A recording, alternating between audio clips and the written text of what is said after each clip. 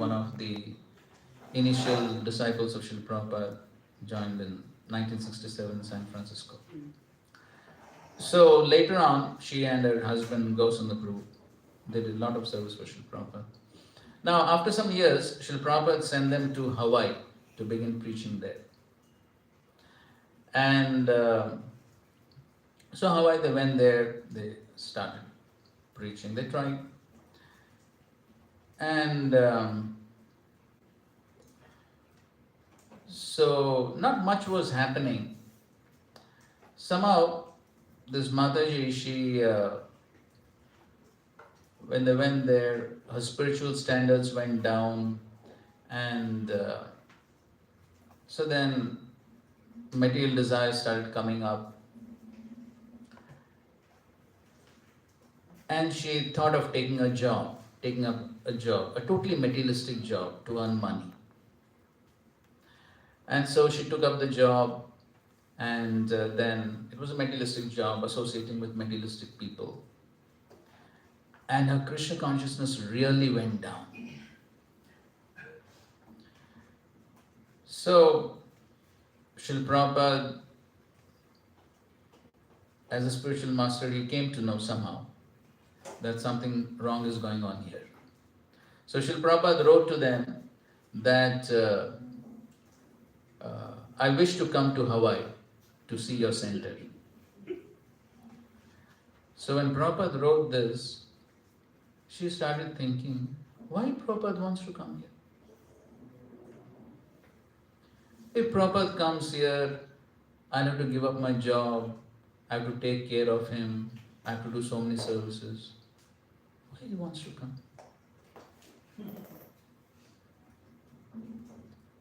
That was what she was thinking. So anyway, she didn't invite. But after some time, Prabhupada said, I'm coming anyways.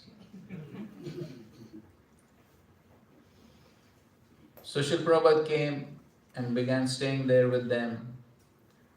And of course, Srila Prabhupada could see everything that's happening. And then she had to take leave from a job to take care of Srila Prabhupada, which she didn't like at all. But then anyway, somehow she was doing the service. And then she herself relates this incident. Then she tells that how one day in a big hall, which was like their temple hall, so she was sitting in one corner and chanting, and Srila Prabhupada was sitting in the other corner and chanting. Both of them were only chanting. Now, how this exactly took place, is a little beyond our comprehension. But what she says is, just by Srila Prabhupada's presence over there, such was that influence of his presence that as she was sitting in that other corner and chanting, she got such a powerful message. It was as if Srila Prabhupada was chastising her and saying, what nonsense are you doing? That is the feeling that she got. Just by Prabhupada's presence. She got such a strong feeling, such a strong realization of what nonsense she is doing. She actually burst into tears.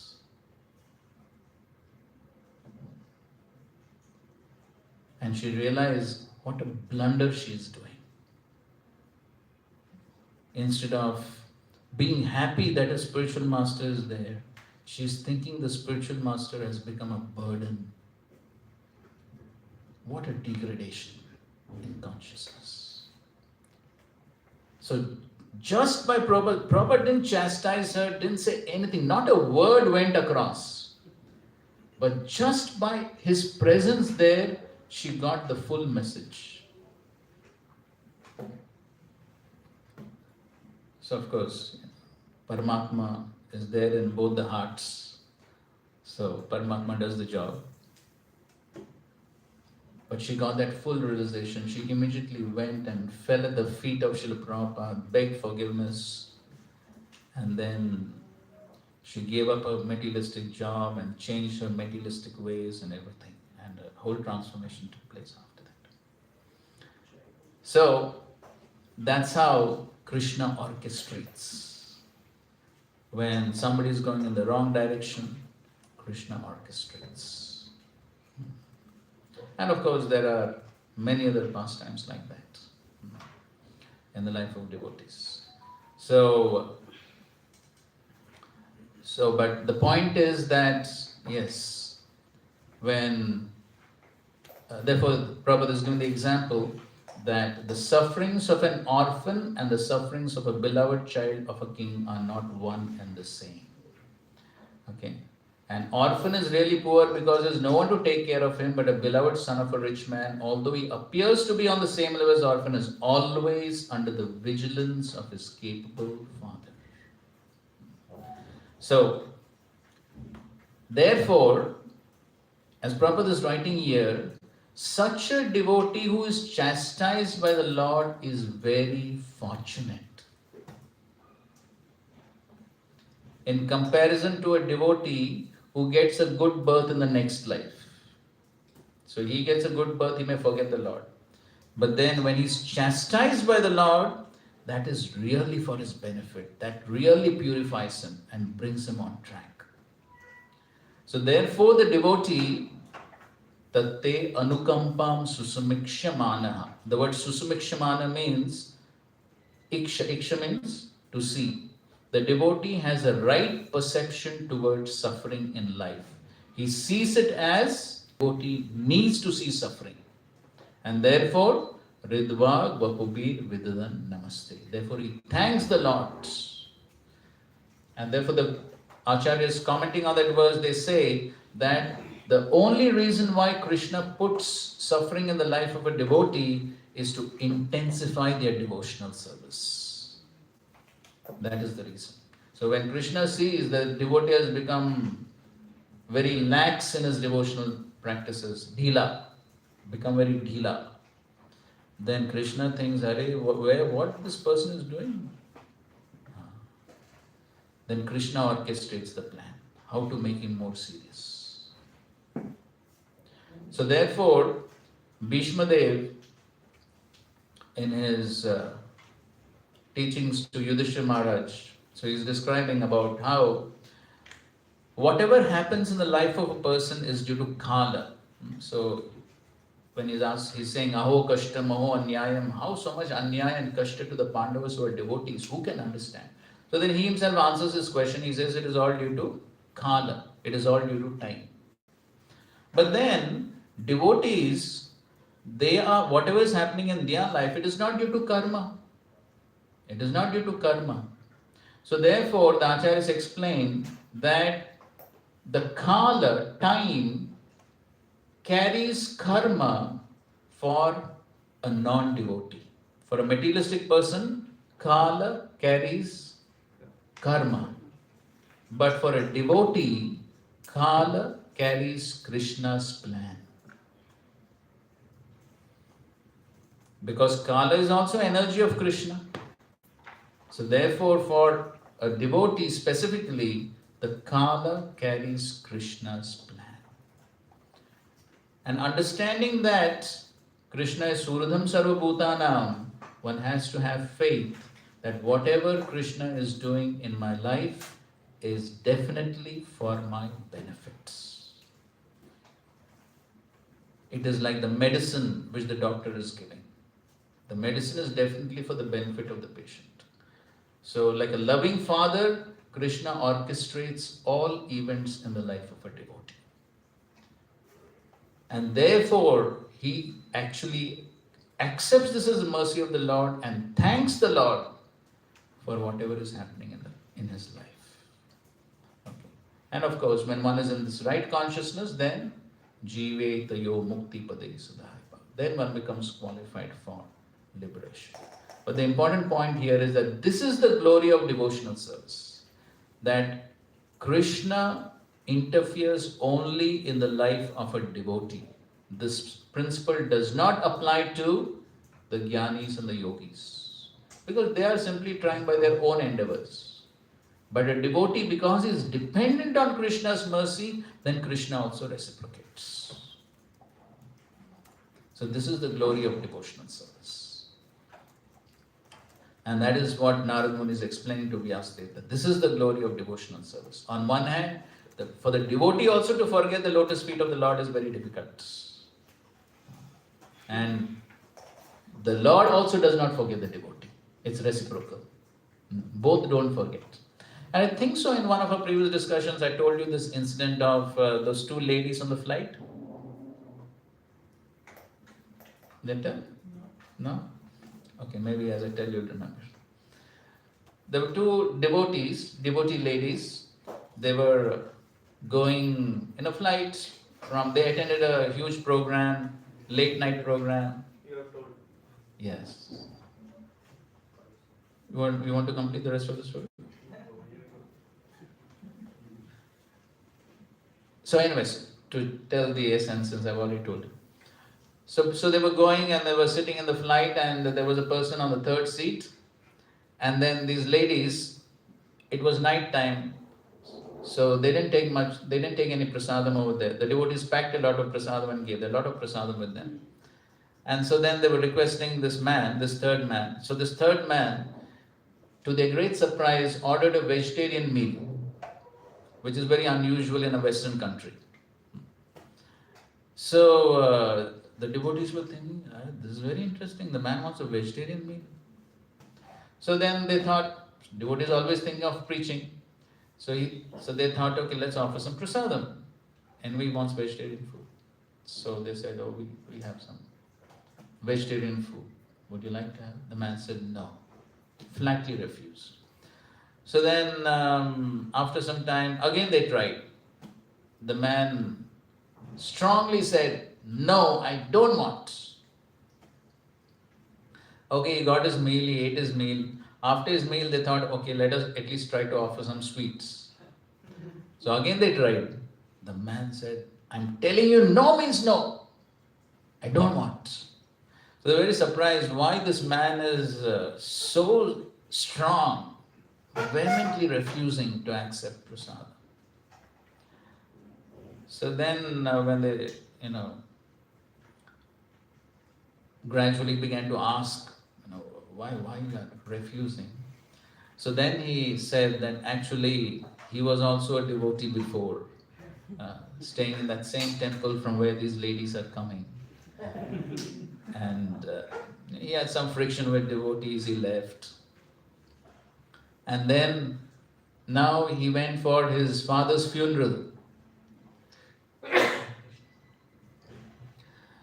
And he had totally given up Krishna consciousness, but he vowed to follow one principle. Yes, vegetarian food, no meat eating. That one thing he continued to follow. And so he went to his father's funeral, and there only non-vegetarian was served. So he could hardly eat for the past 3 to 4 days. He was eating some salads or something. So actually the man was very hungry. And so the man, he was thinking, so he said, just see, I am trying to forget Krishna, but Krishna does not forget me. And he's so merciful that, understanding my situation, he has sent such a huge amount of prasadam for me. So the ladies were practically, their hearts melted to tears, seeing that how Krishna reciprocates with his devotees. So just because he performed some devotional service, so the man wants to forget, but Krishna is not ready to forget. This is the glory of devotional service. So Krishna, once one chants Hare Krishna, Krishna never forgets. So that is the reciprocation of Krishna with his devotees. That's the glory of devotional service. And so, when we understand these glories of devotional service, then who will give up the lotus feet of Krishna? When one understands, this is how Krishna reciprocates with his devotees. So, this is what Narad Muni is trying to explain to Vyasa. Why did he say no to Prasad? Because initially he was thinking, I want to forget Krishna. This prasadam will remind me of Krishna. So he's trying to forget. But then, because the ladies were pushing, then after all devotee. So then later on he did accept the prasadam. So here Prabhupada in this lecture is saying, one who has chanted Hare Krishna, he cannot give it up. He has to come again. This life or next life. Krishna will not leave him. Krishna once surrenders sincerely, Krishna, I am yours. Krishna will never leave him. He will protect you.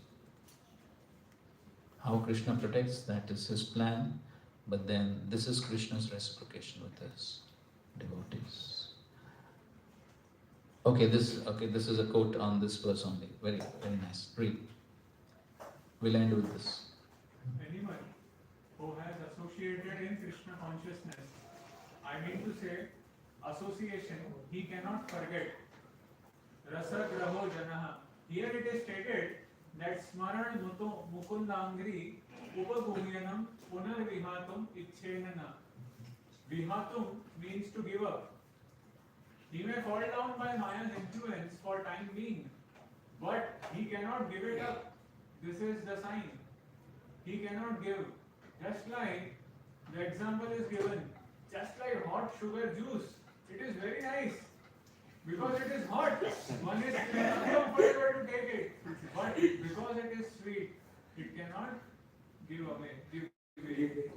Now it is fasting, huh? Hot sugar juice. Similarly, this Krishna consciousness is so nice that if somebody becomes attracted by some kinds of mayas, I mean to say influence, still he does not like to give up this Krishna consciousness like others.